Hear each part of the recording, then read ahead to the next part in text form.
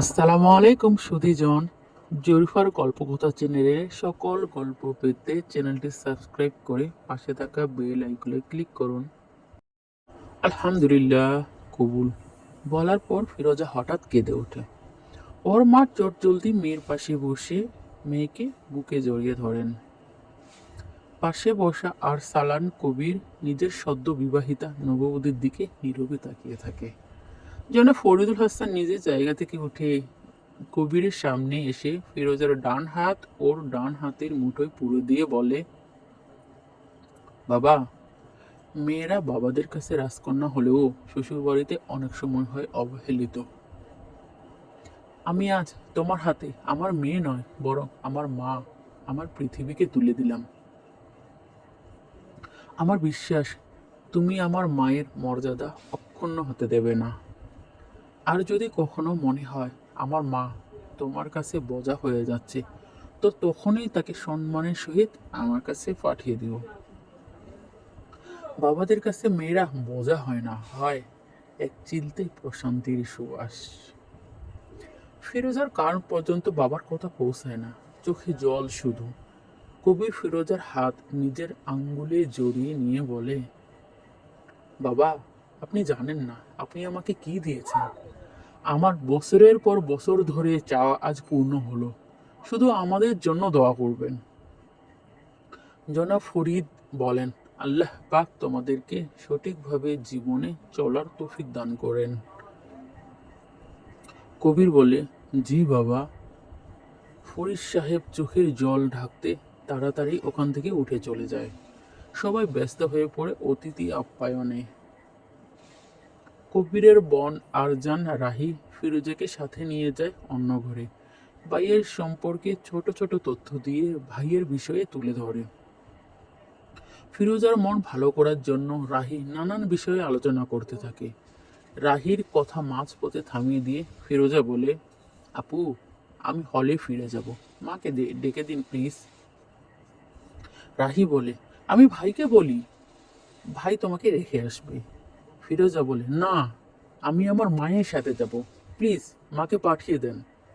ফিরোজার কথার টন শুনে রাহি চমকে ওঠে, ভাবে এই বিয়েটা করে তার ভাই ভুল করলো না তো। ফিরোজার কথা শুনে মনে হচ্ছে ও বিয়েতে রাজি ছিল না। রাহি বলে, তুমি বসো, আমি ডেকে আনছি। ফিরোজা যখন হলে পৌঁছায় তখন রাত 10টা। আসার সময় ও শ্বশুর বাড়ির সবার সাথে তেমন কোনো কথা বলেনি। ফিরোজা ওর বাবার সাথে কথা বলেনি, মামা আর ছোট চাচার সাথে ফিরে এসেছে। ফিরোজা হলে এসে কারোর সাথে কোনো কথা না বলে বরখা খুলে সঙ্গেই বিছানায় শুয়ে পড়ে। রুমমেট হারসাকে অন্য দুজন বলছে, এর আবার কি হলো, সারাক্ষণ পড়তে বসবে বলে আমাদের মাথা খায়, আজ এত তাড়াতাড়ি শুয়ে পড়লো যে। হাবিবা বলে, আমি জানি না আপু, আর ও কারো মাথা খায় না। ও পড়তে বসলেই তোমরা ওকে বিরক্ত করার চেষ্টা করো। সিনিয়র দুইজন লাইলা আর মেঘা মিলে ফিরোজাকে সবসময় বিরক্ত করে। এই রুমের 4জনেই মেধাবী ছাত্রী। লাইলা চতুর্থ বর্ষের আর মেঘা তৃতীয় বর্ষের ছাত্রী। ওরা দুজন চায় না যে ফিরোজা ওদের থেকে বেশি সিজিপিএ পাক, তাই ওকে নানাভাবে বিরক্ত করে, যেন ও ওদের থেকে পিছিয়ে পড়ে। ফিরোজা ওদের সকল বিরক্তিকে উপেক্ষা করে নিজের পড়া চালিয়ে যায়।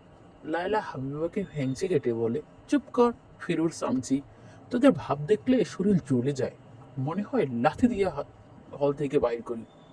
হাবিবা বলে, কি বলো তো আপু, আমারও না সেই ইচ্ছে করে, কিন্তু তোমরা সিনিয়র বলে সেটা পারি না।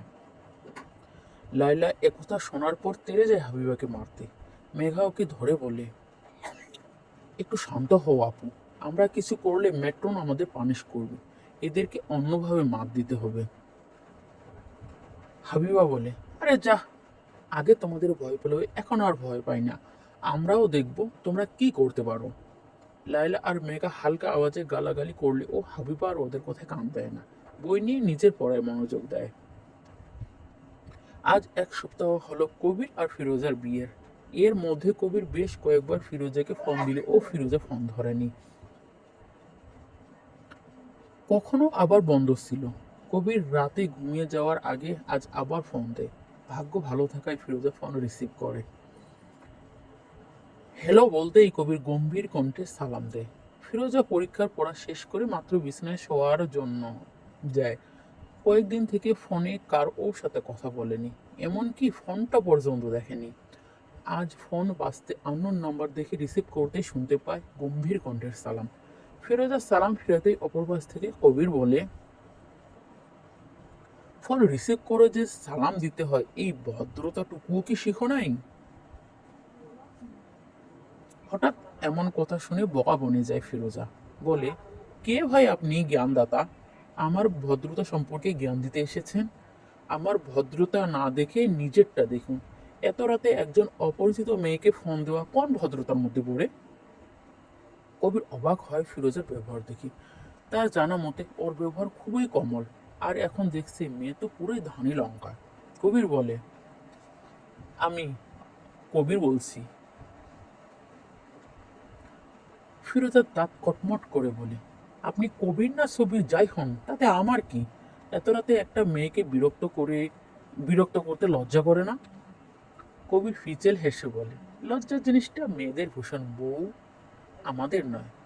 বউ? আমি আরসালান কবির, 1 সপ্তাহ আগে তোমার বিয়ে করা বর। চলবে।